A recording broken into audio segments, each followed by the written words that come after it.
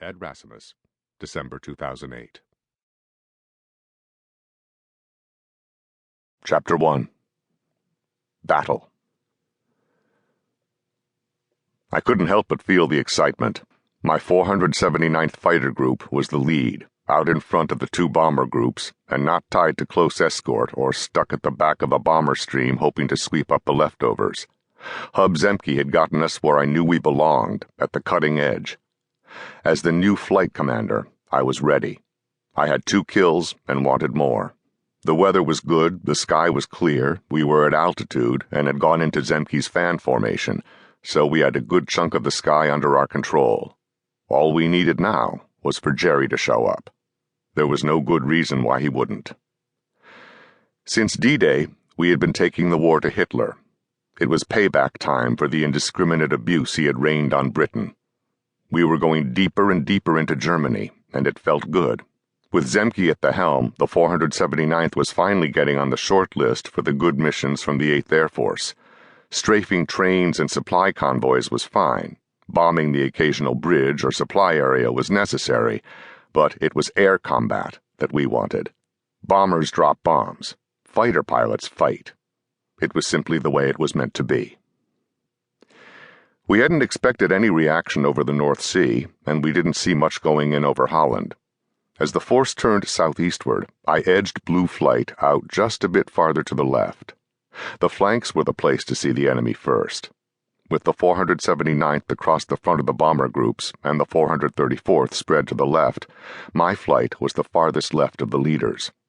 I'd briefed my guys that we would edge away a bit to give ourselves every chance of first engagement. I looked over my left shoulder for Hollister, my wingman. He was forward of where he usually flew, and that wasn't a bad thing. He could always fall back during a fight, but it was damned hard to get forward once you lagged. It was cold at 28,000 feet, but I could feel my back damp with sweat against my flight jacket. I flexed my hands on the yoke and checked once again that my gun sight was up, my guns were armed, and my belts were tight. I pushed the vent for the puny cockpit heater down toward my knees. I didn't want a blast of warm air fogging the canopy at the wrong moment in a battle. I scanned the horizon, looking for contrails or telltale dots that simply didn't belong there. It was quiet. The only aircraft to be seen were the scattered forktails ahead of the spears of contrails from the bomber formations. I checked Hollister again and caught the back of his head as he peered intently to the north. His wing rolled up slightly with the effort of his straining in the cockpit. It was good. He was doing his job. Radio discipline was good so far. 3 squadrons on one frequency were never easy to deal with. It only got worse when the enemy showed up. Critical calls were hard to distinguish. Call signs went out the window. Knowing who was saying what was impossible. Fear, adrenaline, excitement, whatever. So far, so good. The engines don't ever purr. They've got a rhythm, a beat that signals the minor differences in props and RPM and mixture. When it's constant and steady, you feel relaxed. When it is loud or too fast or too slow, it jangles the nerves.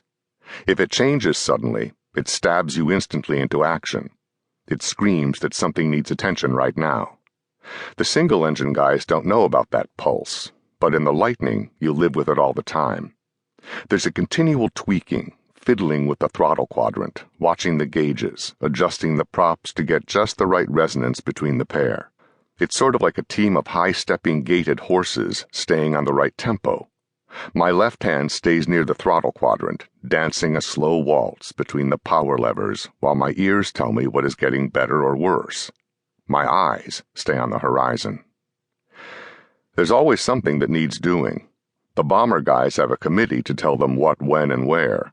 They've got manuals and checklists and a cast of supporting actors to read them aloud and double-check that it all gets tended to. The fighter pilot is driver, navigator, gunner, bombardier, and flight engineer wrapped into one tense, high-strung package.